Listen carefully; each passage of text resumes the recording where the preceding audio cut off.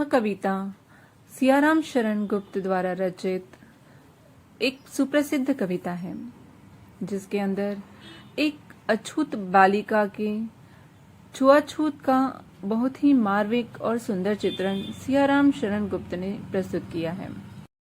यह कविता छुआछूत की समस्या से संबंधित कविता है। इस कविता के विषय में समझने से पूर्व सियाराम शरण गुप्त के विषय में कुछ जानकारी एकत्रित करते हैं। सियाराम शरण गुप्त जी का जन्म झांसी के निकट चिरगांव में सन 1895 में हुआ था। राष्ट्रकवि मैथिली शरण गुप्त इनके बड़े भाई थे। इन्होंने अपने साहित्य में सामाजिक कुरीतियों पर करारी चोट की है। प्रस्तुत कविता एक फूल की चाह भी इसका एक उत्तम उदाहरण है। आपकी प्रमुख कृतियां हैं मौर्य विजय, आर्द्रा, पाथेय, मृण्मयी, उन्मुक्त, आत्मोत्सर्ग, दुर्वादल और नकुल।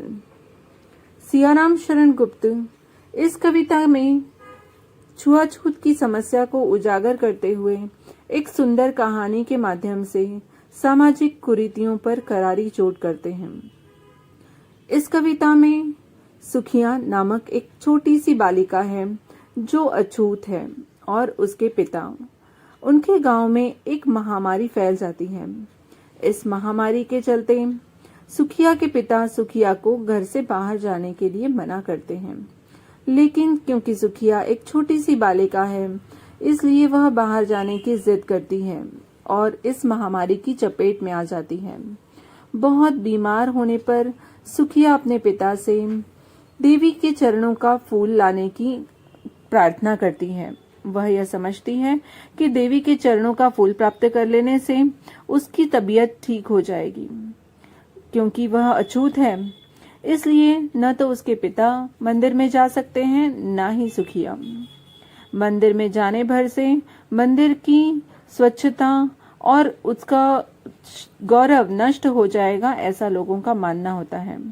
लेकिन क्योंकि सुखिया की यह अंतिम इच्छा है, तो पिता अपने आप को रोक नहीं पाते और मंदिर की ओर चल पड़ते हैं।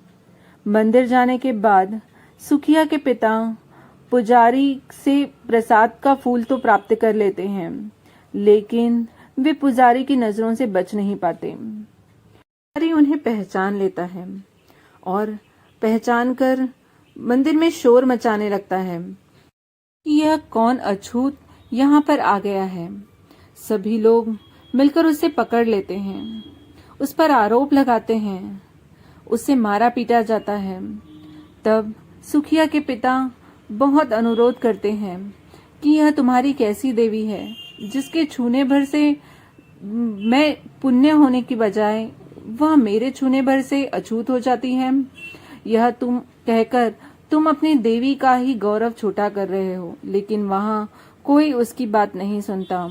उसे न्यायालय ले जाया जाता है और न्यायालय में उसे 7 दिन की सजा सुनाई जाती है। यहाँ पर अपनी बीमार बेटी के दुख से दुखी पिता प्रत्येक क्षण यही सोचता रहता है कि अब उसकी बेटी का स्वास्थ्य कैसा होगा, वह कैसी होगी। एक एक पल एक एक वर्षों की तरह बीतने लगता है। यह 7 दिन मानो 7 साल की तरह बड़ी मुश्किल से कटते हैं। 7 दिन के बाद जब वह बाहर आता है तो इस बात से चिंतित होता है कि उसकी बेटी का क्या हुआ होगा। लेकिन जब वह घर पहुंचता है तब उसे आस पड़ोस में पूछने पर पता चलता है कि अब उसकी बेटी खामोश हो चुकी है, अर्थात उसकी बेटी का देहांत हो चुका है और गांव के लोग उसकी बेटी को दफनाने के लिए, उसका अंतिम संस्कार करने के लिए उसे शमशान घाट ले जा चुके हैं और वह पीड़ित पिता दौड़ता हुआ बेसुध सा अपनी बेटी को देखने के उद्देश्य से, एक नजर अंतिम बार देखने के उद्देश्य से शमशान घाट की तरफ दौड़ा चला जाता है। बेचारा अछूत होने के कारण अपनी मरणासन्न बेटी की अंतिम इच्छा तक पूरी नहीं कर पाता। इस कविता के माध्यम से यही स्पष्ट करने का प्रयास किया गया है कि छुआछूत की यह समस्या छुआछूत की यह कुप्रथा मानव जाति के नाम पर कितना बड़ा कलंक है। यह मानवता के प्रति कितना बड़ा अपराध है। यह अपराध क्षम्य नहीं है।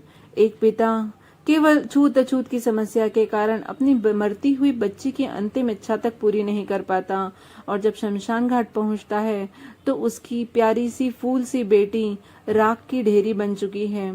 वह रोता बिलखता रह जाता है, लेकिन इस समस्या का कोई समाधान नहीं हो पाता और एक पिता अपनी बेटी को गवा चुका होता है। छात्रों, इस पाठ के माध्यम से, इस कविता के माध्यम से इस समस्या की ओर इशारा करने का प्रयास कवि सियाराम शरण गुप्त कहते हैं। उम्मीद है आपको यह कविता समझ आई होगी। आज यहीं विराम करते हैं। धन्यवाद।